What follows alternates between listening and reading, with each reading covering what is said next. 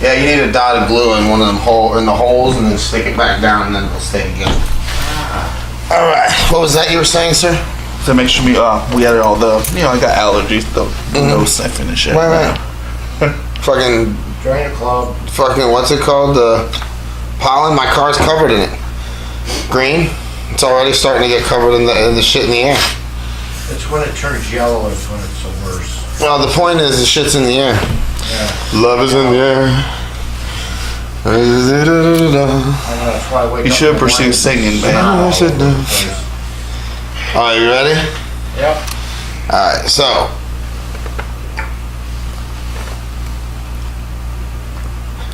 good afternoon, universe. Once again, it's another episode of Articulate Barbarian Podcast. I'm your host, Alex Soto, and today, half of the VAPE-TWINS. Oh, you don't think we're not going to talk about that shit? Half of the VAPE-TWINS have showed up to be. I'm humbled because to have him for 1 hour. Wow, man, this is heavy duty shit. So, ladies and gentlemen, universe, welcome Antonio Alvez, aka Ramdesh Alvez. Say hello. What's up, guys? All right. So, Ramdesh, we don't have to say necessarily where you work, but you're a department manager for a major corporation. We come up together in those on that at that end of it. When I first met you, I always jokingly said you look like Fez from That 70s Show. That was the other twin. Well, so you have an identical twin, and the two of them together look like mirror images of Fez from That 70s Show.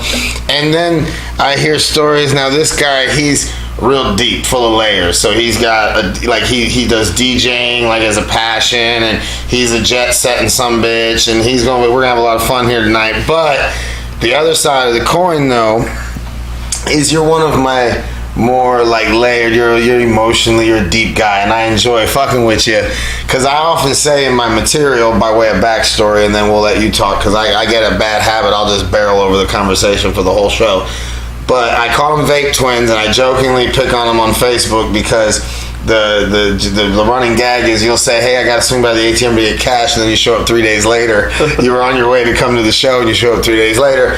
I can't get you to barely come to a show that's free here in my town, but you'll drive clear to the other side of the state and rent a bunch of rooms, and we wild out and have a good time out in St. Augustine. So it's just a funny situation.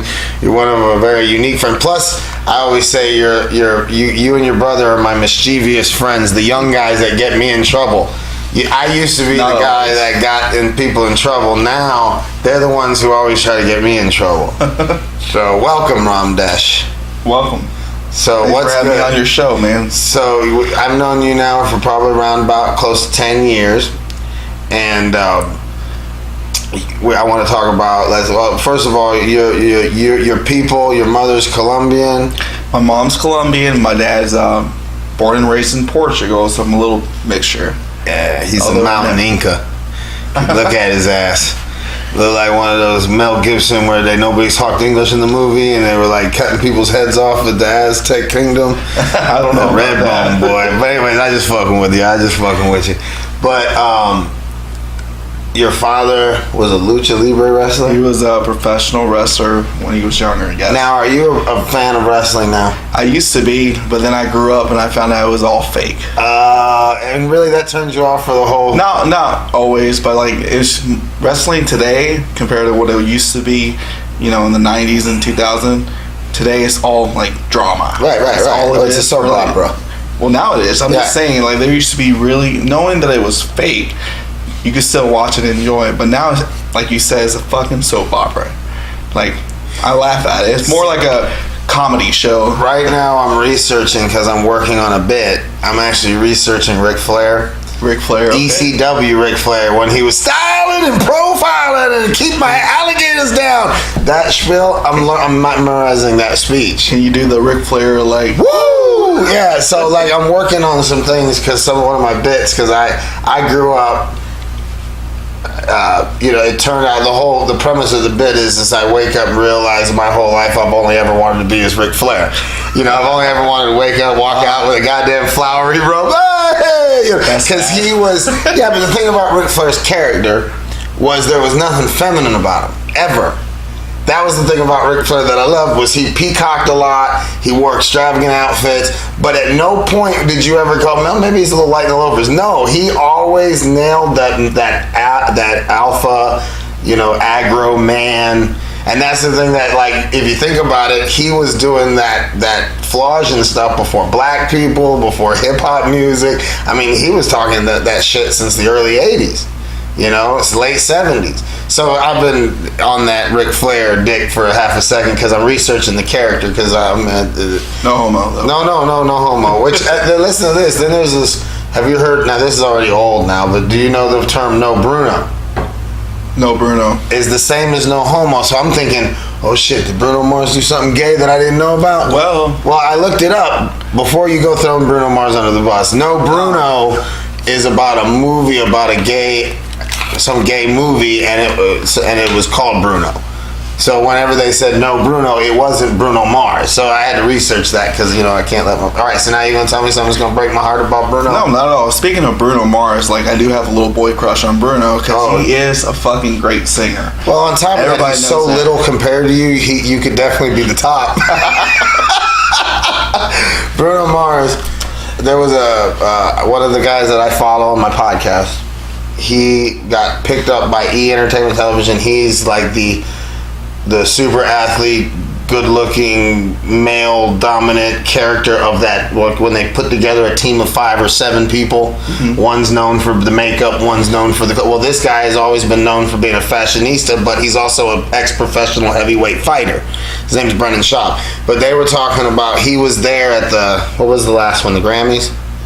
No, it was the halftime show. What did Bruno Mars do? A year, not this past Super Bowl, but it was the one before. No, yeah, but he just did something super recently. The BET award. Well, whatever it was that he was just on, Brendan Schaub was making the comment, like, he says he's there with all these elite, super elite, and look, if you look down there in the corner, you saw that? All right. So he's with the super elite of Hollywood and entertainment. And he made the comment where he was like, well, how good is Bruno Mars really? And everyone in the room, no matter where they were from, these were the elites. They all looked at him and he said, one of the greatest in the world. He's one of the greatest entertainers.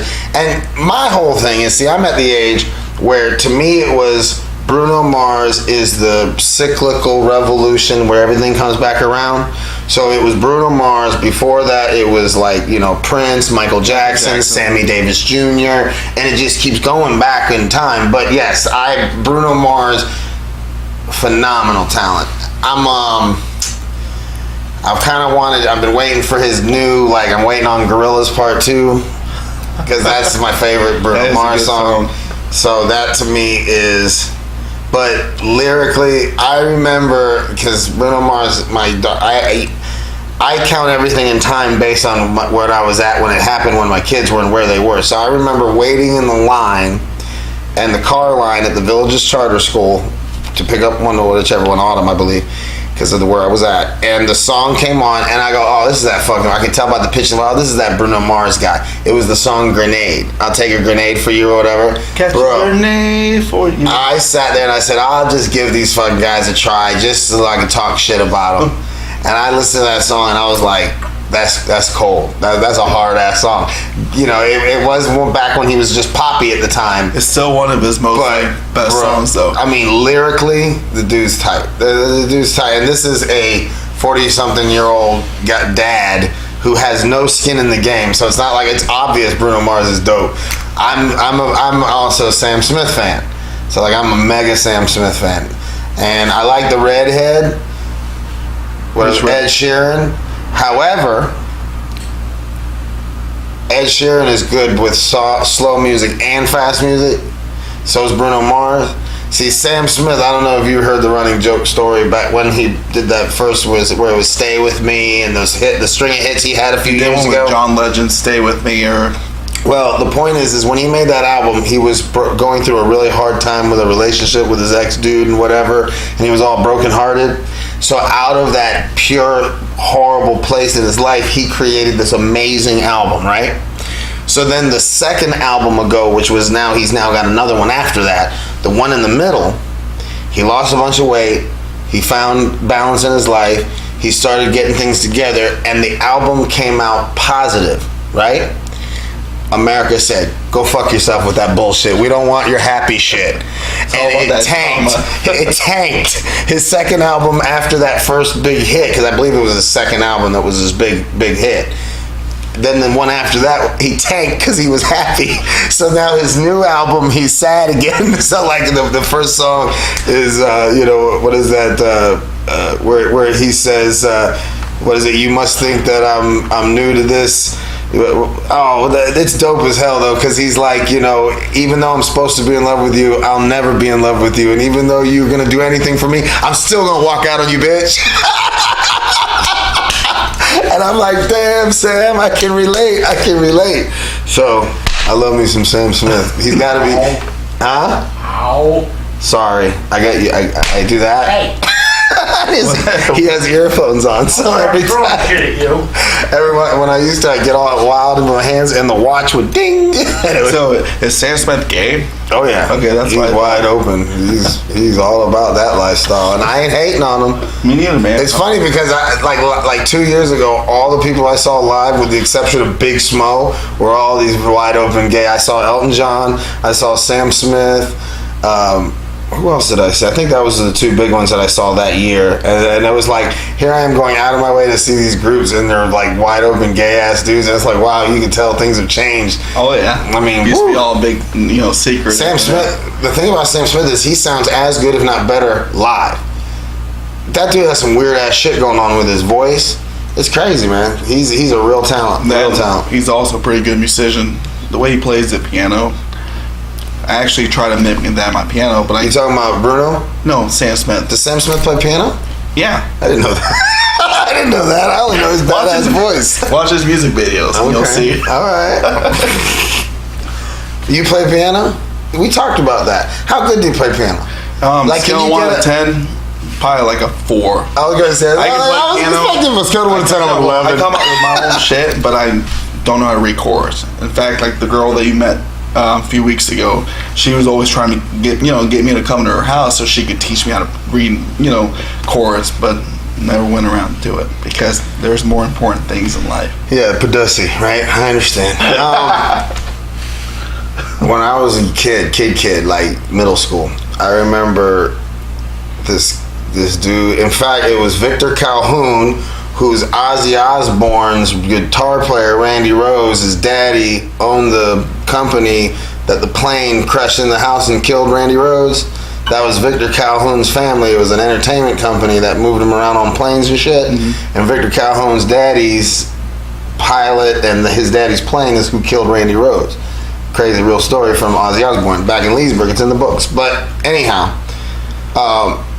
I remember as a little kid, he walked in and sat down at a piano and played that shit around, and everybody just was like shocked that he did it. And I remember it as a kid. I was like, that is so powerful. Like anybody who knows even how to half-ass play piano, you need to have like that, like Piano Man or a couple songs locked and loaded. Because you sit down at a bar where there's a piano, or one of those train stations where there's a piano in the lobby. That shit is dope, man. That shit is dope. So, okay, so you are getting ready to buy a house. Congratulations. March 19th, I actually closed my house, finally. Yeah. I've been talking about it for 10 years now. Yeah, I know. I've often found it's wonderful that you got these badass sports cars and no house, and now you got it all. Gotta get out of the mommy's nest, you know what I mean? I'd say so. But yeah, it's definitely gonna be great to own a home, something I can just call my own. And the only thing I worry about is getting those late 2 or 3 o'clock morning calls like, hey bro, what are you doing? Oh, WYD. I know those. Those are the ones I get from them at 2 o'clock in the morning. Like, we need a place to chill. Can we come through? Or they'll just show up. Now, it's over by where you're at now? Okay, about a few minutes away, Bellevue Heights. That's perfect, man. So, it's going to be good. Bellevue Heights off of 44 or off of 441? It's off of 484. Right. So, hells yeah, man. That's nice. That's finally, real nice. man. Finally, I'm so excited to do that. A new, chapter in my life. So I'm excited about Aaron's moving in. But shut the fuck up. You know Aaron's moving in. For those of you who don't know, the twin brother, he's actually the more troublesome. So I can't even imagine, like, it's your own curse and blessing to have this best friend who knows half your thoughts, but at the same time, it sucks that you're the more mature of the two and have to always chase after him. But, you know, it's just so funny having you guys around. That's what I always joke around, because, like, you know, I'll tell the story about I have this urban room. Shout out Thomas Mosley, shout out Diamond. And I'm performing one night, and it's Grown and Sexy night, and the place is thick, and we're having a good time, and I'm the lightest thing in there, and all of a sudden the door kicks in, and I hear from over here, Alex, and here comes the twin, like a goddamn circus, and clowns and elephants, or like Prince Ali, I mean, here he comes rolling in, and all these, you know, hard ass gangsters are looking like, what the motherfucker hell, who are these crazy fools? And I see Ramdesh, everybody's coming towards me, and I see in my peripherals Ramdesh walking over to the bar, and he's like, I want tables put together for VIP. He throws the card at him, buckets of beer all the way around, and I'm a big tipper. By the time the night was over, the black people have Ramdesh on the shoulders. We love this dude. We love this dude. And they're carrying him around on his shoulders. So that's one thing. That's the thing about you guys that I enjoy is your spirit. I've told you that often. Not a lot of times you get to find, like, you're like bros. And I like that. I like the fact that you're bros. Y'all were probably pretty sweet, sheltered kids growing up. Y'all probably had good parents that loved you. Oh yeah. Anytime we threw parties at the house and we got in trouble for it, me and my brother always blamed it on the wing house girls. No, Mom, like, you gotta understand, these wing house girls, like, they just like to do shit. They want to drink. They want to just get fucked up, and we're over here trying to take care of them. Like, oh, okay, I understand, but no more. Oh my God! Or a bunch of suck-ups. Princess. It's worked a few times, but you can't use the same excuse over and over. Right? George Lopez talked about Latin princes. Sons grow up in a Latin home, and they're like 14 years old, and mom's still carrying them like a baby, and their legs are bent so that their feet don't drag on the ground, and they're, you know. And then Latin princes grow up to be men who are expecting their wives to cater to them, hands and feet, and yeah, that's pretty much why I'm a bachelor. Well, thanks, Dad. Thanks, Mom. Definitely, like, Latin women, like, mothers always want their, like, sons to marry into, like, Hispanic woman, because they can do the whole thing that every American guy wants. You know, they can cook, they can clean, they can just pretty much just take care of their man, right? You know, take care of the kids. You just can't find that anymore with American women. Americanized, that's the problem. You gotta go, like Eddie Murphy talked about it, what, in 1982 or 83, where he was like, you gotta go to Africa. He says you have to go find you an Aunt Bunny looking bitch with a big old afro and a bone in her nose, and you gotta be like, money, and she'd be like, moo moo moo, and I'm like, Mumfuso, it's so good to see you. Bring her back home and don't let her talk to any American women. So now it's a mail order bride type thing. Well, now that seems to be, you know, it's funny. I know a guy who's got a Filipino wife, and I also know, in fact, at Store 4 there was a guy. He looked like the father and the sons who owned that East Coast Choppers. He had that handlebar mustache. He was a big dude, looked like some Yankee. I think that's what he did. He owned a company that built bridges. So these manly men, you know. And he always had, and he shows up one day with this gorgeous Asian woman. And finally one day he showed up again. I'm like, hey, she wasn't with him. I said, who was that? He goes, that's my girlfriend. I got her here from China. He was wide open about it. And now he's dating one now. So does she work at a nail salon? No, this one I don't think works at all. He's at that point where he's good, you know. Now there's another cat that worked at Publix, that was shopped at Publix all the time, and he was a nail tech, and he was this Italian dude, great personality. You might know him. And then his wife was a Korean chick that was a nail tech, but she still lived in Korea, and her mom taught him to be a nail tech, and he works now in these around here. What a strange, there's a million odd stories. You know, it's just one of them. I agree, and definitely fits the whole stereotype too, which is kind of weird with the Asian woman and the nail salon type thing.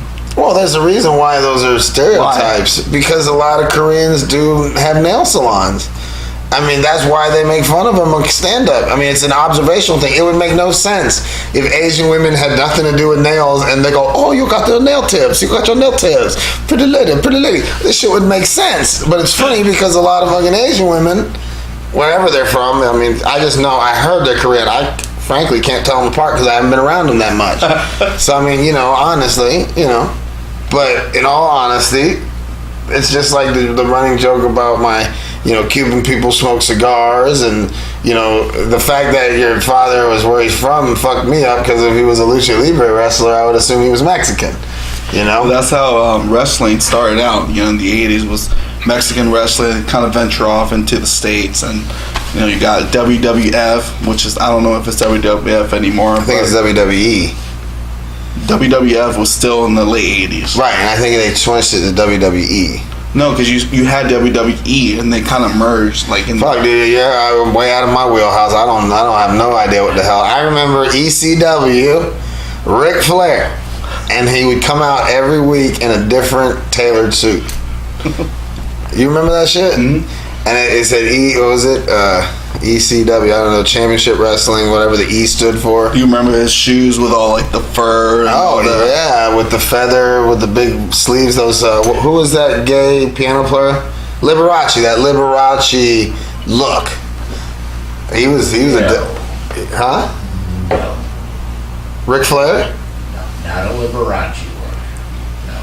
But Liberace was. He had the where the sleeve came down, there was feather boas, and it had that big feather robe and the twinkly. Well, that's different. Those were all coat, the jackets and everything, $1 million jacket. They're totally different. Oh no, I know he didn't. It was nowhere near the excess of Liberace's gig. I mean, Liberace took it to a whole nother level. But that's because he also, The only thing I know Liberace for is just being gay. What the fuck was he? He was so gay, but not only was he so gay, he was like a white trash Elvis. So like Elvis had all the hottest little girls chasing him. Mm-hmm. Liberace had all these old ladies. Right. They were like old broads that just Cougars and milk. Not but old. Like his whole kind of like his following was all these old ladies, and it was like a lower income, like lower middle class America, but he still made money like crazy. Now at the time, all the way even until after he died, he didn't come out of the closet, right? I think it was after the fact. No, nobody ever said anything, but it was known. Yeah, it was one of those things. I mean, dude, it was flipping. It was queer as a bill, bro. This thing was off the chain. But he got real wacky at the end. So like the dude who was his partner, Liberace made him go and have plastic surgery to look more like Liberace. I mean, that's some crazy shit, dude. But we're talking tons of drugs, tons of decadence. Probably during the process. I mean, wow, dude. And they just did a big movie where the two major actors, Matt Damon was the boyfriend, and I can't think who the main guy was who played Liberace, but it was one of the big like real macho actors from the old days.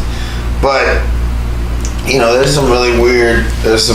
It's tremendous. Like if Elvis was around today, they would run his ass out as politically correct, because that dude went through 12 girls like he was going out of style. That guy was hot for young girls. Loved them. And I mean, shit. Probably could get away with it too, because he had so much money. Well, even back then they didn't have social media. They didn't have camera phones. And yeah, back then they'd shoot him up and spit him out. But that was just the way it goes, So what's good, man? So you went to India. You hung out with a bunch of camels and a bunch of fucking elephants, rode camels, stanky ass fucking definitely stinky. So much trash. But you know what? That's not the reason why I went to India. Let's get into that Ramdesh. Well, I would like to say that I'm pretty spiritual, and not that I don't believe in God or anything, but I believe in a higher power. But also, if you give your blessings, that it'll pay it forward. Like how you used to teach me, like pay it back, 10%, and it'll come back to you. That's what the Bible teaches. Yeah, and it's always good to be a good person, I think. It really is. I always consider myself a good person. Yeah, right. Even though I get used a lot by like the people that I call my friends, but we're not even going to go there. But the whole India trip was more like finding yourself. Yeah. You guys ever seen Eat, Pray, Love with I don't know if I'm saying the name right, with Julia Roberts, but you know, find yourself, just kind of see another like environment, another just way of life. It was, you know, I had a lot of fun, don't get me wrong, but it's sad, you know. Do you know Mary, the Colombian lady that was the bakery manager? Now I think she's a 1080. Oh yeah, she works with well, you remember when she went on her Colombian trip? Well, she went to Spain and walked doing the that marathon. Yeah, I do. I mean, and that's again, you know, I respected her for that, because it was, you know, going way out of your comfort zone, and probably she had a worse go of it. Like, the only thing that I could think of that would be worse than going to India would be going to Spain and then spending all of your waking hours walking 10,000 times more than you would normally walk. I just felt like if you're going to go that far, fucking relax. But that's just me. But, you know, the thing is I respect the fact that you... So where did this... was there something about Hinduism that appealed to you? Because I like Hinduism. To me is like a really warm, fuzzy thing. I mean, I feel a lot of. Well, I don't want to say Hinduism. Buddhism. You know, it's not. I'm so bad at it. Well, the common misconception with Buddhism is like a religion. I don't feel that way. Buddhism to me would be like a philosophy, a way of life, a way of how to live your life, kind of like what the Bible teaches and the 10 Commandments. Right. And if you actually read what the Buddha would talk about, it's literally just telling you how to live your life, how to be a good person. And not many people follow that. People love those teachings, but they don't actually follow that. So I went to India to try to experience like what life in the third world country and poverty, and I'll tell you what, it really opened my eyes. I felt like I became different when I came back. I became nicer, but I haven't changed when the fact that people still like, you know, take advantage of me. But there was a lot of sad moments in India where I even like posted up one of those video blogs where I literally almost cried, because imagine seeing like, you know, children like with no parents sleeping, you know, on the side of the road. All they got is just him and her, which is like brothers and sister, with nobody there, and you just want to like give them some money and stuff, but you can't take care of it. You can't help everybody. You can't help them all, which, you know, it got to me. But you know, you can go to Orlando, Tampa, and you can see adults, you know, like living on the streets, but when you actually see like children, you know, kids, 3-4 years old, or having women come up to you begging for money, because you do see a lot of that. You can see it a lot everywhere you go, every town you go. Or when pregnant women, younger, like 16 or 17, you know, telling you that they got raped, you know, stuff like that gets to you. And that was a very eye-opening experience for me, definitely. Like, it got to like me to a point where, like, you know, I almost thought about like taking some of my retirement and open up like a, you know, like a shelter or a building for like homeless children. Like, I actually thought about that. Like, it kind of opened me up, but you know, there's so much to it that I don't have the finances. No doubt, it's such a the biggest thing that I'm trying to do and influence people with this podcast is just the idea that to get people to think. You know what I mean? Just to get people to think. Like, you know, I keep jokingly talking about it, but it's not a joke. We're ordering 15 chickens. We're getting a pallet of what is a box of chickens, live chickens that come in a box. We're having them shipped here, and we're gonna have 15 chickens. We're gonna build a big chicken coop in the back, and we're gonna have it where everyone I know can come and get free organic eggs. Because the chicken makes 4 eggs a day. No, a chicken makes 1 egg a day. 2 eggs a day. 1 egg a day. All right, well, 15 eggs a fucking day. That's a lot of goddamn eggs. Until they hit a year old, then they lay every other day. Okay. Point is, we're gonna have a shitload of eggs. Shitload of eggs every day. So every day people are gonna be able to come eat for free. And you open up the box, there's gonna be the bags that I'm gonna get from Publix. So we're gonna get bags, and we put the eggs in the bags, and they tie them up and take them home. And there'll be a metal box, welded. It'll be permanently bought on something that's concreted in the ground, and it'll have a padlock on it. You can throw $1 in there and get 4 dozen eggs. But if 20 people throw $1 in there, it'll help contribute to the organic feed. If you don't have $1, take your eggs. Honestly, I don't really have a big heart to feed homeless people. I don't. What I do have a big heart for is the idea that things like that can be done for almost nothing. And the other thing that I'm encouraging everybody, and including, here on the podcast, I'm encouraging everybody to YouTube how to make a fire. And everybody should learn how to make a fire. You learn how to make a fire, and you learn how to fucking have some chickens to grow some eggs. There's this floor that's gonna burn right to the fucking ground.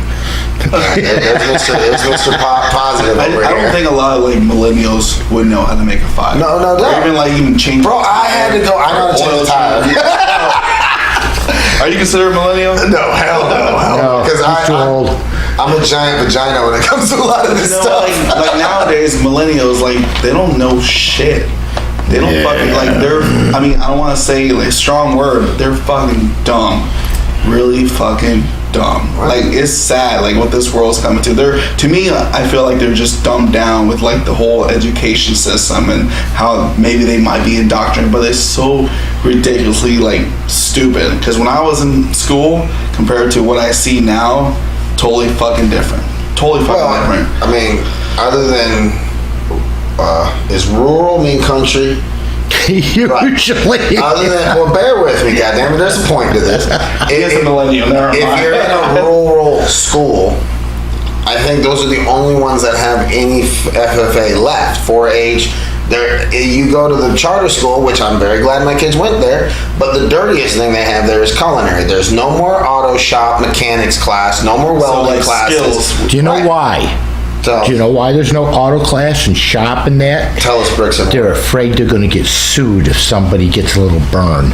And that's exactly what it is. Thinking, the insurance cost drove that stuff out of the schools. You would think PE would have a better chance of getting sued than those type of I think it's because no, come on. Potential money that it makes with boosters. When I went to PE as a kid, we had dodgeball. Right. Okay, we were throwing shit at each other. We were doing, you bounce around off bars, all kinds of. You can't do that in schools now. What was one of the biggest games we would always play on free day? Smear the queer. Yeah. That was every time. You know what happened? That was a game. Try and do it now in school. You get your ass suspended. Where was? The one who got his ass beat. That's the queer every time. So I'm not saying it was right then. We didn't know. So were you a bully in school? No, actually, I was a protector of. I was the anti-bully. So did you get paid for it? No. It's funny though. When I was 10 years old, I convinced the Boys and Girls Club of Lake County. Shout out Boys and Girls Club of Lake County. I was a big proponent of them in the United Way. They had this old storage room, and I emptied it all out, and I hauled everything up to the attic. And I figured out back in the day in a craft class how to take a magazine, cut out a cool picture, and with clear contact paper make a sticker. So I would go and buy surf magazines, skateboard magazines, rock magazines, all these magazines from the store, and I'd go through and I'd cut all these things out and I would lay it all out. And back then I had my own store at 10, 11 years old. They let me do it, and I was making $30 a day. Nice. Even back then, that immigrant hustle. You gotta have that, Well, I think that's one of the things. Okay, this is one of the things that I talk about in a conversational format. If we're going to talk doom and gloom, I see it from three different things. I talk about this often. For one, everybody is outraged about everything that makes no sense. Whether it's if you're a he, she, it, zid, blit, all that bullshit, LGBTQ, all these other things, all these things that we're making progress, but there's Save the Lizard and all these other crazy things going on that's causing a distraction. What we see on the news is what we're programmed to see. Okay? I don't believe everything's on the news. Oh, don't. But there's a 3-step thing. So here we go. We back up 1 step. And I believe all the decisions in the world are made between the leaders of the world in a secret room making these decisions, and they purposely throw out bullshit to keep us distracted. Stage 1. Stage 2 is look at YouTube and look at Chinese kid with tractor. There is this kid that's so small he can't reach the pedals with his feet. He's running a front end loader that is so giant, and he's running it by jumping in between the pedals, and he's driving in this yard with this giant. The point I'm trying to make is Russian kids wrestle bears. And they work out in gyms that are outside, that are free to work out on, that are chained to the thing so that people don't steal them. And out there underneath all this frozen ice and stuff, they're out there working out. All over the world, these fucking kids are growing up monsters. Like, monsters, not bad, they're just manly men and women that are growing up in harder areas that literally, if those kids wanted to come over here that drive the tractor in China, they whip up most of the asses of the adults over here. So that's stage 2. Stage 3, no, there's 4 stages. Stage 3 is the polar ice caps are melting. And the polar ice caps melting, what the big conspiracy is not that the waters are going to raise up and we're going to flood. So, what it is that the polar ice caps are melting. Underneath, there's this layer of what they're claiming is all the dinosaurs, all the funky plants, everything that was underneath. There's a layer. If you look at, when you look at the science class, you have the top ground, and then you have magma, and then you have all these layers, and then you have the core of the earth. Well, there's a certain part that's underneath that that polar ice cap that, if it was to hit the air, becomes a noxious fume like ammonia. There's so much of it, and it's melting at such a fast rate that is what the problem is. It's going to poison the air, the atmosphere, the earth. And here's the deal. One of these things, like in the conspiracy, is in science, nobody can agree on anything in real life. Except if you ask all 1,000 scientists that are researching this thing with the polar ice caps, they're all saying, yes, 100% agree, it's melting. But they're always talking about global warming, but like that, you know, that talk has been forever. Like, you know that. Personally, I don't believe I believe there's something there and there's some truth, but no, I think it's more of a tactic for the government to use to like scare us. It is a tactic, because all the time they're talking about, other than what you're saying, which pretty much is, which is methane. When that hits that, we're done. Okay, but they're saying, oh, the north, it's melting, it's shrinking, but not once has anybody said, yeah, that's shrinking, but the South Pole is growing. Right. Nothing. You know, the ice sheet down there. So it's a gift. Well, that and like, have you actually been there and seen it with your own eyes? We're only going off of what science and you know what they're telling us, and most Americans will believe anything really. They see it on the news or they read it on the paper. In fact, so I'm stubborn when it comes to that stuff. Who's the president that got it? Nixon. He had a famous quote that said, and I'll never forget it. One of my friends told me that the American people will believe anything if it's on television, and that's that's fucking real. You see a lot of shit that goes on, and it makes you like wonder, like, how the fuck did that happen? Or like, really? Like, most people would just say, oh shit, you know, like, damn. But you gotta actually think, and that's why I believe, like, with the school system, they teaching the kids how they're indoctrinated. No one's really allowed to think on their own, and that's what's going on with schools today. It's sheep mentality. That's why I had a hard time. That's why I had a hard time in school. That's why everybody in this room, because a lot of times the black sheep of the family, those are the ones that now, oh, wait a minute, before we get into that, I got one more layer. If you back up now one more layer, and now you're in the space. If you knew how many asteroids and large chunks of rocks float near us and come pass by us to the point where it would be total devastation, your assholes would pucker all the time. Oh, lots. In fact, that section of the side of the United States that is a giant desert, that if you look at it in space, it's got a big giant pockmark, that's because once upon a time something big hit it. That's the reason why that scar is there. And there are people that say, if you had any idea how close we are, I'm talking within, I don't know, but it's super close. Apparently it's so fucking close that people are freaking the fuck out. So, and on top of that, when you think about the solar system, the old mentality was the solar system, the sun was in the middle and everything went around in a circle. The reality is it's like that going in a trajectory, because the universe changes. What they see on their telescopes are moving. And it's not that the stars are moving, everything's moving. So it's this crazy on top of that, on top of that, on top of that. So the other thing that I often said was, and I use this for all my Star Wars fans, because I'm not that great of a Star Wars fan. Are you a Star Wars fan? All I know is about Princess Leia. When she was younger, she would purposely have sex with her fans to fulfill their Star Wars fantasy.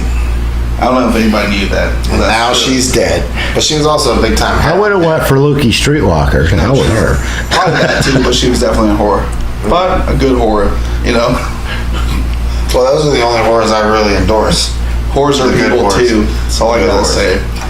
So what I say about Star Wars is all the time that the ships are fighting with each other in space, if you took a camera and shot super fast down to the surface, people are getting up and they're going to work. And they get done with work, they come home. India is supposed to be this big giant vat of open, it's just a horrible place as far as the cleanliness, blah, blah, blah. But yet, India just surpassed China for the largest population on the earth. For no matter how bad things get, they're still fucking. And no matter how bad things get, they're still living. People are getting married, they go shopping, and the thing is regimes will change. I'm not trying to be anti-American. I feel like that in America, they are just as, America is as much for America as any other country is for their own country. Politics is as much for their own personal gain and security as much as it is for the good and betterment of the people. But do they really feel that way when it comes to for the people? Because that's what it's all about. Right. Well, what I think is, and this is as I'm getting to my age, I often say I feel like these scales are being peeled off my eyes. Once you start seeing the reality, the truth of the matter is, in this country, if you stay low key, keep your nose low to the radar, and don't make a big old mess, you can pretty much live your whole life and not get in too much trouble.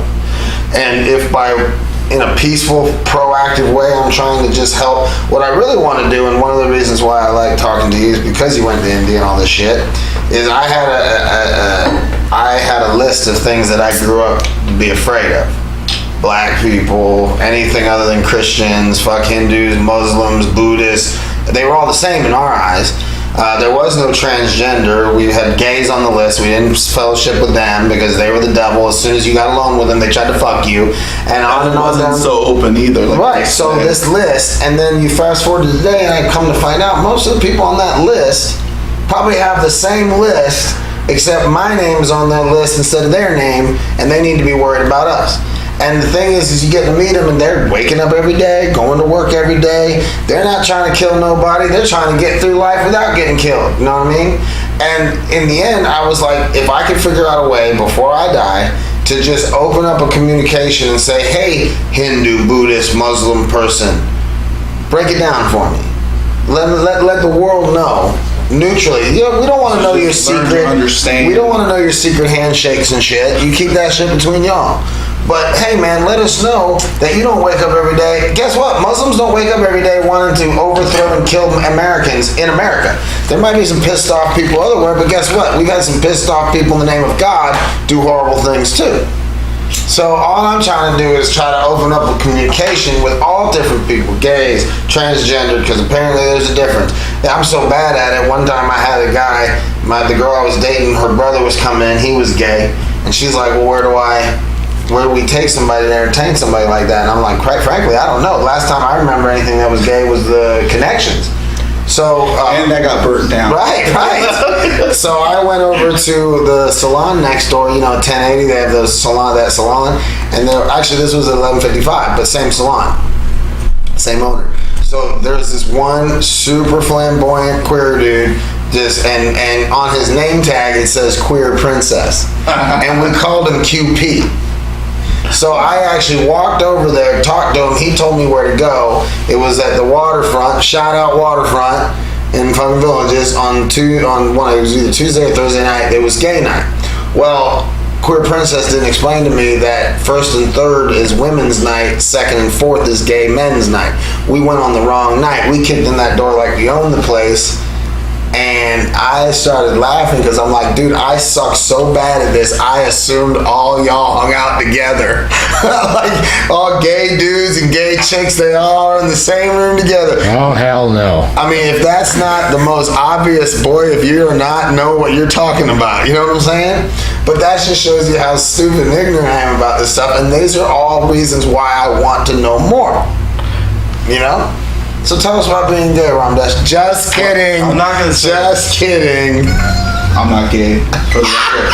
But like, you were talking about the whole transsexual and like, you know, the gay movement and everything. But like, I don't have a problem with none of that. You know, as long as it doesn't like reflect or involve or give, you know, Right. gets me Don't involved come or into my gets you- space. Yeah. The one thing I do have a problem with is if you're like, you know, if you're a man, what do they call it, FTM or male to female, and you want me to call you what you think you are, Right. that's where I have a problem with, because I'm not going to say you're a man if you're actually a female. Well, don't put me in that category and then make us look like the general, you know, population, like the bad guys. So this, you know, this is what the whole movement is about right now. Right. People aren't learning to accept this because you want to throw this in our faces. Even with the whole bathroom and you know, the whole changes they want to do, that is fucked up, in my opinion. You Like, wanna that know should what? not be. Do you want your, you know, your child to be in a bathroom with a gay man? Oh, you know, the whole point I'm trying to make is it's not right. You know, it's not right. No, it's not, and you're hearing it from a gay man. I think it's a bunch of bullshit. Thank you. The part It's that total that shit. blows my mind is, it seems like, in my opinion, there should be a difference in this. And I'm not agreeing or disagreeing. I'm just giving it as an overall example. Oh, rule number one, you guys, I didn't even go over it. It was my bad. It's time to get up. Yeah, right. So it's like, one, if you are a dude and you look like a chick, you act like a chick, and you want to be called a chick because it makes you feel more comfortable, it's one thing. Whether I agree with it or not, it's one thing. I saw an application for a doctor's office, and it says male, female, trans, other. Now this is where the issue is for me. If you are going there to get medically treated, I feel like you should be very clear, so that if it says other, do we just check underneath and wiggle and see what's down there? I mean, like, is it a guessing game? Sometimes you don't know. There's a reason for that. If you're trans or you're transitioning or something, you might be on some particular medications that they have to know about. Even if I looked like this, but I was taking the well, medications, thank you for that clarification. they would have to know that. But then again, if I identified with a woman, maybe as a woman, maybe I wouldn't want a male doctor. So they're going to ask you that question after. It's a real fucked up thing. That and, like, you know, biologically speaking, you're a man. If you consider yourself a female, that's fine. Do your own thing, but don't have society try to make you that. You know, like, consider you that. Because people are never, like, no matter what this whole movement do, people are never gonna agree to that ever. I don't ever see it. Like, it just can't happen, because, you know, if you're a female and you try to become a man, you're never gonna bear children. Did you see? Like, you know, the whole point. Did you see that thing on Facebook where the transgender boy won female wrestling state second year in a row? Did you see it? I did see it. Okay, look here now. Was that the thing on Facebook where it says, yeah, it's still boys beating up like, girls or something? It was like they were holding his arm up in victory, like he just won. And here's the thing: he had like a woman's hairdo. He had full hairy armpits and huge lats. It's almost like he's like throwing it in the face. That, you know, like, well, it's almost like that shot was perfect for that. Right. But the thing about it is it blows my mind that that's even a conversation. It blows my mind that that's even a debate. Like, again, this is why I wonder and worry and wonder about what's going on in the big picture, because we're worried about the boy who says he's a girl winning state, and they let it go. They let it happen. You know what I'm saying? And that's the part that I say that we are being programmed to be distracted by that bullshit. We are. And also, we're a bunch of pussies. I'm referring to, like, the you know, our society today. We're a bunch of pussies. We're told not to speak about it and just accept it, and that's not right, you know. Right. Especially if you're like a Christian or you believe in God, like, you just can learn to accept that, you know. They even had I think it was a baker, like, from a store, would not bake a cake for a wedding because his belief couldn't let him have, like, I guess it was a gay couple trying to get married. He was going to make the cake. He said no. At the corporate job that we have? No. But this thing got taken to the Supreme Court, and they told him he has to do it, or face fine or jail time. Like stuff like that. I think it goes against like speech, like freedom of speech at the same time, or religion, because we are all entitled to freedom of religion. So, but times are changing, and people better think fast, because it's not going to be the same world 10, 20, 30 years down the road. It's really not. I noticed a couple things while you guys are talking, and I'm talking from my point of, or seeing it from my point of view. You mentioned the lifestyle. It's not a lifestyle or a choice. It's not like I woke up one day and said, I guess I'll suck a dick. Right. As I was maturing, and my friends are maturing, we're the same age, their eyes are going for the girls in the class. Right. My eyes are going after them. Right. And it wasn't, I'm too young to even think. Right. Because that you don't know, and you're just getting, you're attracted to that, not to what the norm, what they think is the norm. Right. But the more it goes on, maybe that's, the norm is only 50%. Okay, and everybody keeps calling it a lifestyle choice. Well, I'm referring to a girl who purposely cuts her hair short, squishes herself or doesn't have a big chest, wears boys' clothes, and would like to be who would like to be referred to as a boy because she's uncomfortable being looked at as a girl. I can see her. I can see her point. You got a thought in your mind on how you identify in your brain, but you look in the mirror and look down, and your identity's not where it's supposed to be. Right. It's wrong. It's wrong. I have a sister-in-law that went through the change, and now instead of Nikki, it's Uncle Nick, and that was her problem. Is even as a little, she looked at herself and there's something wrong. Right. And then after the change, this is right. And now the big thing that I'm really freaked out about is that, and this is where, again, I feel like you can be liberal to a certain point, but when it starts affecting other people's lives, where now parents are saying, my 6-year-old daughter says she's a boy, and we're going to start giving her the medication to make her away. I know, holy moly, man. That stuff shouldn't be allowed until they're past the age of 18, done maturing, and then they go on, because I'm sorry, you can't take a... To me, it's like child, torture. That's abuse. That's abuse. Little boys running around in their mom, wearing their mom's high heels. Big deal. My brother wore my mom's high heels. I wore playing. You're 5 years old playing. Who gives a shit?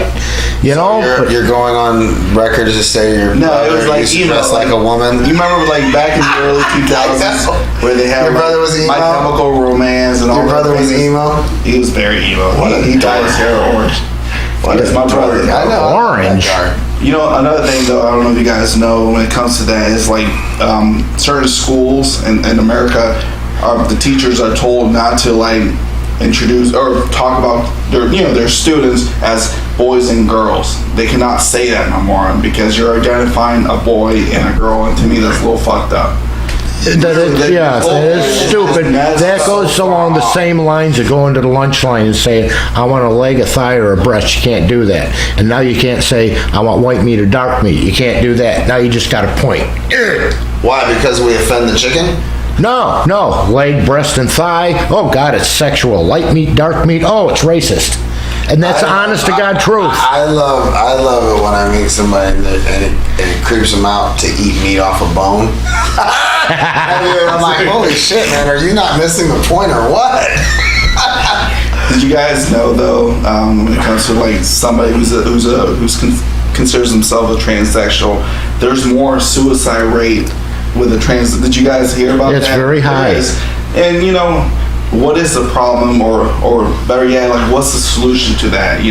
Obviously, to me, my opinion is society will never accept that, you know?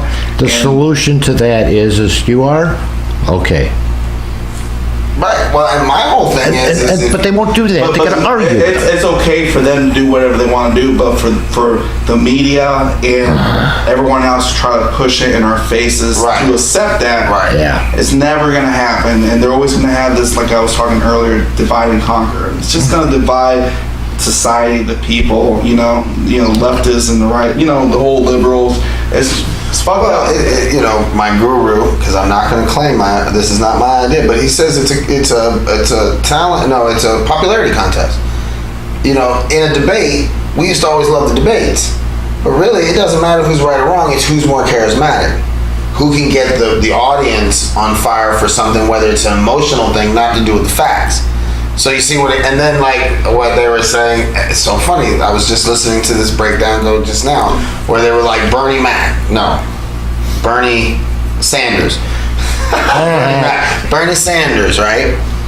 Whatever you agree or don't agree with his policies. One of the things that people were so hung up about was he looked like the dude from The Simpsons. The bony, the Mr. whatever his name is. Burns. Yeah. So the point is like that, like it's still, like how can we get behind the guy? He looks like he's gonna break in the wind and his head is in the middle of his chest. He has this weird, and it turned people off to have that as a leader figure. And believe it or not, like or don't like Trump, the reality is Trump comes in with a strong head of steam about him, and he doesn't come across as somebody. And y'all can fucking troll me all you want. I don't read the shit. I don't care. I don't really care who's the president. As long as we're like, my biggest thing is really matter. My only involvement in presidents and politics is medical marijuana. That's the only thing I've ever even been interested in, because I have gone my whole life. Don't be mad at me, folks, but I'm truth when it said in South Marion County, it was most folks said that Wall Street fell, but we were so broke that we couldn't tell. We never got involved in politics. This whole community, we just didn't. We were poor, country-ass people, and honestly, it doesn't affect me in one way or the other when I meet these people that get so worked up and so bent out of shape over politics.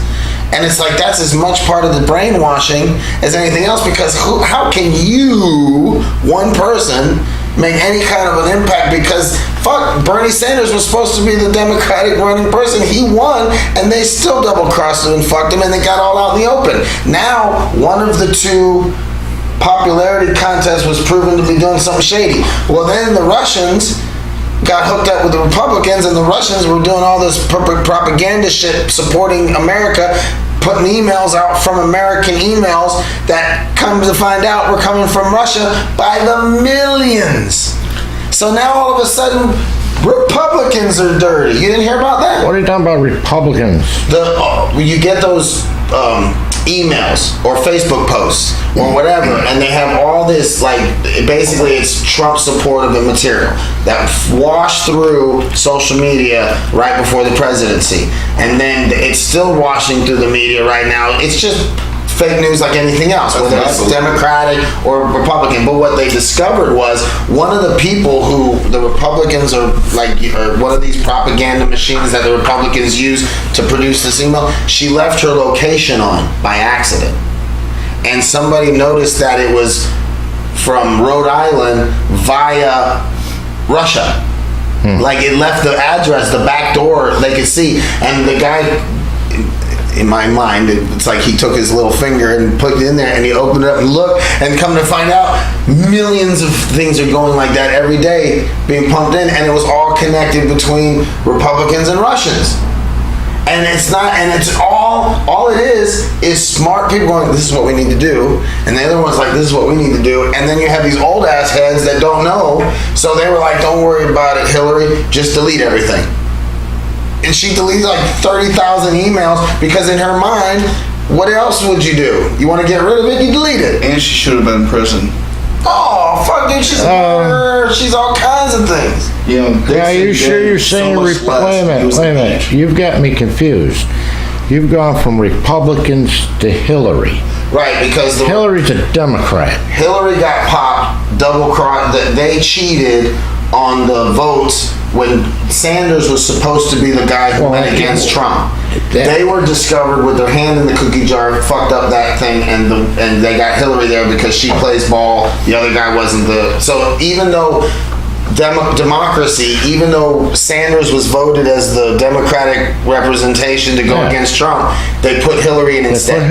Right. So they got caught cheating in that situation. So all the Republicans jumped on that shit. Fucking cheaters. And then they discovered the Republicans were doing this shit. And now everybody's like, fucking cheaters, you know? Everybody's been doing that shit to each other for years. Right, but now we can prove it. Oh, yeah. You know now you can prove it because there's trails everywhere. And the old people who are in charge of politics doesn't realize the footprints that this shit leaves.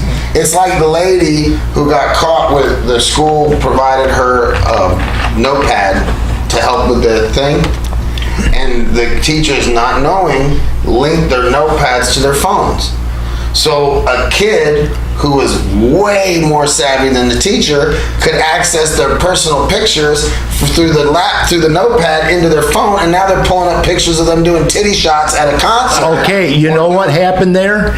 The same thing happened when you walked through our lanai and it connected to my computer. Right. He just walked through and he's looking on eBay. Next thing we know, it's all on Dave's computer. I could have ordered everything on my phone. It's all on my computer. By accident.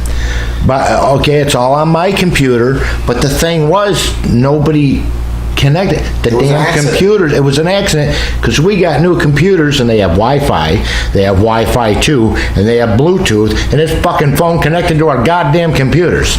And the thing about we still have a little problem with that. Teachers are having their pictures out of their phones pulled up on their notepads because nobody knew what syncing was.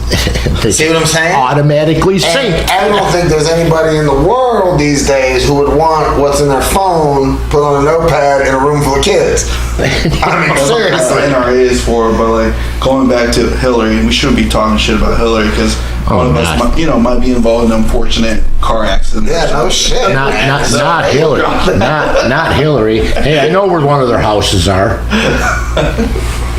We just got to get a boat and go across the little lake. I'm gonna open the door. Did you by chance see Joe Rogan's stand-up on Netflix? The last one he did? Mm-hmm. He has this bit about how a guy attacked, he broke into the White House and how he had planned it. Like, and he's like, you would think that the fucking guy, like there would be shit on the ground with like tripwires and dogs. None of that. He says the guy pulls up in the car, it's got like 400 rounds of ammunition, it's got 16 guns and a steak knife. He left everything behind but the steak knife. And he's running across the field. And he's like, at this point, he goes, this is not a guy who's trying to attack the White House. He's a crazy guy who's wanting to die. So every time he puts his foot down, he goes, now I'm gonna die. Now I'm gonna die. And he's like, why the fuck am I not dying? And then he's a great fucking bit because he breaks it down. He says, when the door was open, there was a single woman guarding the White House. And he's like, and he talks about what it takes. He goes, look, if Shaquille O'Neal attacked the White House and I was guarding it, it would not be right because he's not human. I look like a 4-year-old child next to him. He was on my show once. And he's like, so here this guy runs, he opens the door, he sees her, and she's looking up, she's like, what? And all of a sudden he hits her in the face, runs in, and he's running all around the White House. And it took minutes before somebody was walking by out of the kitchen and saw one of the off-duty security guards and knocked him down. I want to know who the fuck is head of security. So the point is, that's the point. Like, who would have ever thought it would have been that easy to break into the White House? You know what I'm saying? I'm sure it's not that easy now. But the point is, at the time, you know what I mean? So it's just like, look, there's so much.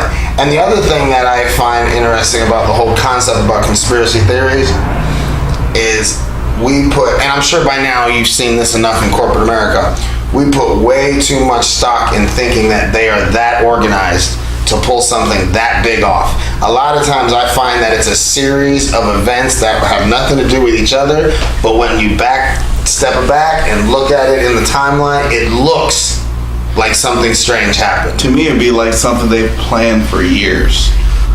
Because I'm not saying I believe in conspiracy theories, but when it comes to conspiracy, you know, it makes people look crazy if you believe in that, first of all. And not many people know about this, but the CIA was the one that actually created the word. The word conspiracy came from the CIA, and they put it out there to make people that actually believe in that look stupid, crazy.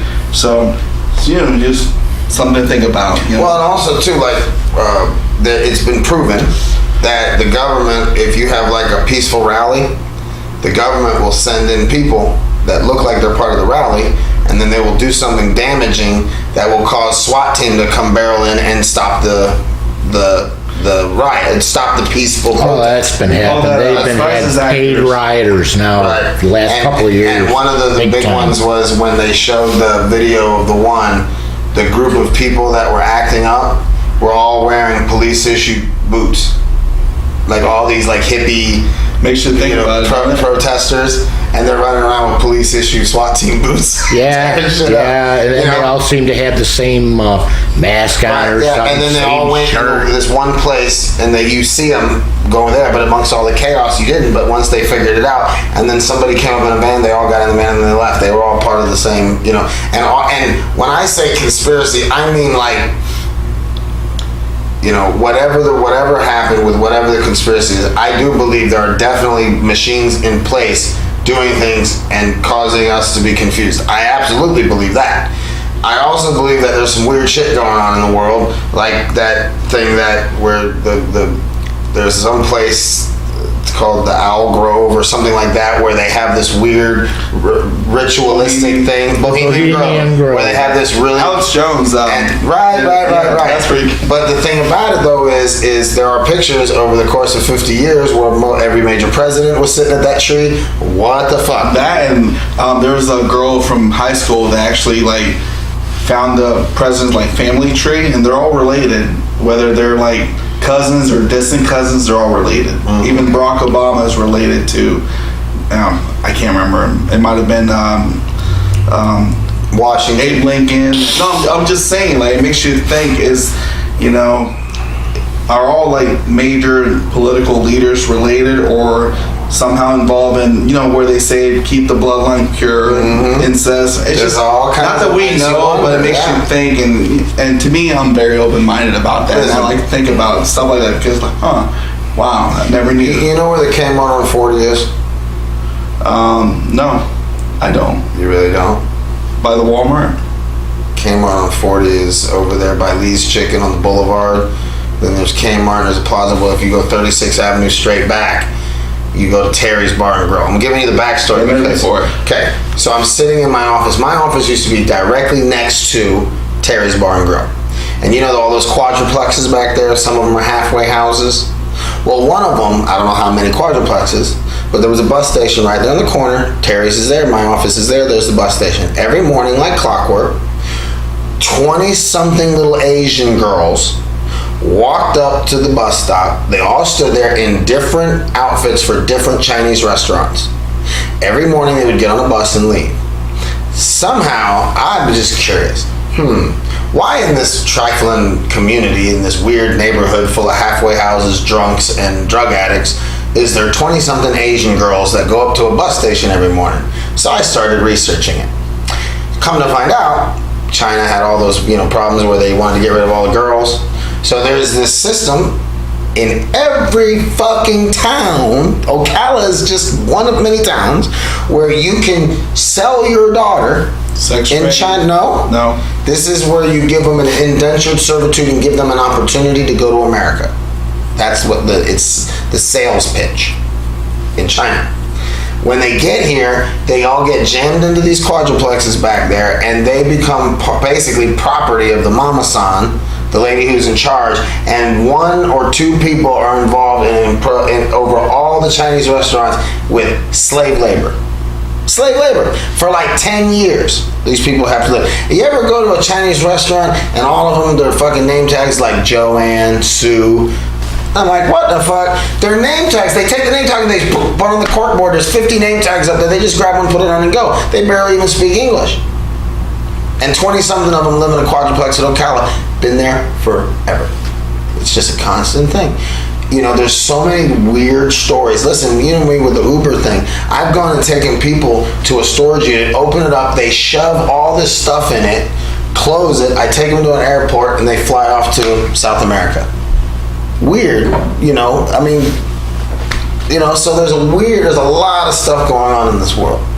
And it's so easy to be distracted on something like, oh, the poor lizard's gonna die. I saw one, what was it? You pay a monthly fee and you will guarantee the protection of a cow. Yes. The cows will live in this farm and never be slaughtered, and they will live this peaceful life. Yep. And if 100 people gave $30 a month. That's not in India, is it? No. But that's the thing here. about it is ironically speaking, I'd be willing to bet if they actually aren't fucking like a meat processing plant. No, it's a bunch of freaking vegans. Yeah, it's a bunch of vegans. I got it. But the thing about it though is, the whole concept is we can get so distracted on some dumb shit. That's why it's also funny because of where I'm from. Because South Marion County doesn't give a fuck about what millennials are worried about. Because in the end, South Marion County, if you get down to the local level, they'll still punch you in the throat. I mean, it's just all there is to it. I mean, we still tote ass whoopings around here. So it's funny when you bring somebody from Orlando, and especially these youngins, my daughter's ages, where they weren't necessarily raised by a dad who was crazy as hell, and they have lived their whole life entitled and protected, and where they believe they can say what they want, and they could never any fear of anyone punching them in the throat ever. And I go, wow, what a strange bubble to live in. You know what I'm saying? What a strange, protected little world you live in. How warm and fuzzy. How long we been on yet? We good? Oh, we've been on an hour 15. Okay, so we're going to start getting this into a wound up. The message to the universe. I mentioned it, but what it is at the end of the show, I ask every one of my guests to think about it for a second. The first one always breaks down like this. After the show's over, you're going to call me, because this happens a lot. And they'll be like, all right, the next time I come, I got something for your ass on that message to the universe. You got me spur of the moment, but I thought about it, so I'm going to have it next time. So, the story. Everybody, the universe gets to hear this every fucking time. Joe Rogan has 1,080 plus episodes, been doing this almost 10 years. 100 years from now, if nothing horrible happens, and we continue to move the direction we're moving, in theory, his great-great-great-great-great-grandkids can look back and see what Joe Rogan said. See what I'm saying? So this is an opportunity. I want you to look into the camera. You can give a message to your future generation children. You can, something that maybe you came to an understanding in your time on this earth that you might want to suggest to the generation behind you, or maybe the generation in front of you, etc. This is the message to the universe. This is the warm, fuzzy, politically correct part of the show. And then, and then when you're done, we'll take a second, and then I'll go ahead and wrap it up. Damn. Gotta think about that for a second. For the record, this guy knows almost everything about the business. I mentioned this 100 times in passing just about what this part of the show. But go ahead. No. Considering what we were talking about today, like with the media and the news and all the different types of agenda, the only thing I would say is don't believe anything you see or hear or watch on TV or read on the news. Do your own research. Very good. Don't be a sheep where you're more of like a yes person, like yes sir. Like, we should be allowed to think for ourselves. And I feel like today's society, they don't allow, especially like the young indoctrinated kids. They're literally told what they're supposed to do in life, and that's not what life is all about. So definitely think for yourself, and don't believe anything you hear. Do your own research, because people bullshit. Especially when it comes to politics. That's your message to the universe? That's my message to the universe, and I stick with it. I love it. I think about young people now, the new generation, like this generation coming up, the panic among the podcast and stuff is they want to be controlled. The new generation, because of remember my generation, you're a little younger than me, but you probably remember, I'm sure your dad definitely wasn't into like letting the neighbor know what was going on in his house. Big Brother, the whole concept was a horrible thought, right? And we believed in privacy. Where now we transition over to where my kids are coming up, and they were raised in the new network where everybody knows where everyone is. Everyone talks about the meals they ate, and they take pictures, and and it's now where everybody wants everyone to know everything. So this new generation is coming up where they're actually going into like it's almost like that where it's coming back around.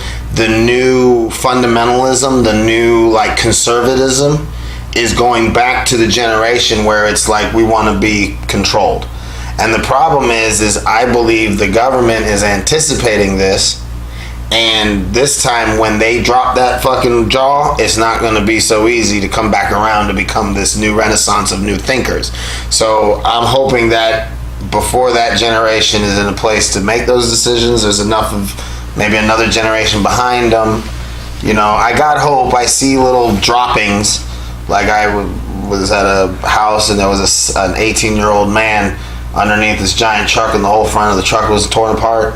And I ran in there jokingly saying, "Is there an adult back there watching you?" And he's looking at me he's on one of those swivels underneath the vehicle texting. He's looking at me, "What?" Well, the guy is known for tearing trucks apart, putting them back together. He's 18. That's a rarity anymore. And then I noticed like there's a guy who's learning how to cut his own lumber. I don't know why, but I met him, and you know he's a young kid. He wants to know how to do this. So and so maybe there's this new tough generation coming up behind it. I just don't know, man. Hard to think about because the whole key thing is with the government. You were saying generation, and once our generation dies off, there's a whole new like group of people being born. And to me, I feel like history, for example, is being erased when it comes to, I don't know if you know about the Indians, the Pilgrim, Christopher Columbus. Right. They literally are teaching kids now today That it was horrible. That the Indians left on their own. They literally what was happening. The Europeans told them you got to go, and they left on their own peacefully and everything. And that's what you can see that elementary school books. Right. That's what they're teaching. Right. That history is literally being rewritten, and the government's plan is because all of us that know the true history are eventually going to die off. Right. So the new generation, they're not going to know. Yeah, because nobody's studying history. Yeah, nobody's going to know. So they're just going to read what we're being indoctrinated into. No and doubt. That's, it's a shitty situation that we live in. I just hope I can live the next 30 years comfortably, die, and let it be my kids' problem. I agree with that. They started it. They're the ones who brought in all this, everyone wants to know where everything's doing. And one of the things I jokingly say, one of the people said for his message to the universe, he's like, to my great-great-great-grandkids, whatever you heard, it wasn't that bad. And when he was done, I was like, well, to my great-great-grandkids, whatever you heard, it was way worse. So, and the thing is Antonio Ramdesh Alvez, thank you so much for coming on my show tonight. I look forward to. I'm so impressed that I got a vape brother here, a vape twin Maybe here. You'll get both of us one day. Well, that's the funny thing is like.